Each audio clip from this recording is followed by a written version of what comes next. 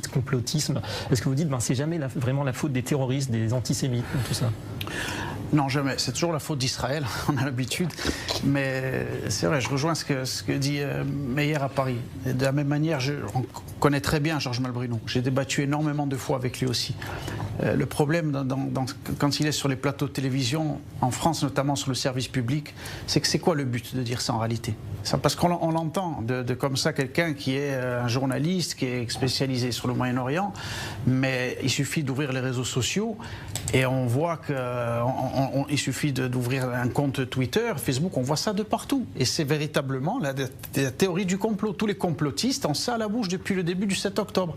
Israël, voilà, bien entendu, c'est un complot.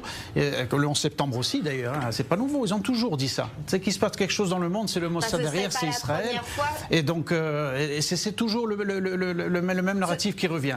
Donc Georges Malbruno, en disant ça, c'est d'une certaine manière, il veut montrer, parce que c'est une stratégie, et bon, après, c'est ça, on le sait, c'est sa manière de voir les choses, sa manière d'analyser le conflit. On sait très bien qu'on est en opposition totale, bien évidemment, et en disant ça, il veut faire passer Israël, finalement, pour celui qui a presque orchestré le 7 octobre, donc c'est très grave. C'est pas ce qu'il dit, mais effectivement. Non, mais il le dit pas comme ça, mais il va le dire différemment, bien sûr, parce qu'il est journaliste, donc il va le dire d'une certaine manière, bien sûr. Ce serait pas la première fois que c'est une faute très grave. Je suis en train de parler, excusez-moi, je suis en train de parler dans un instant. Madame, je suis en train de parler.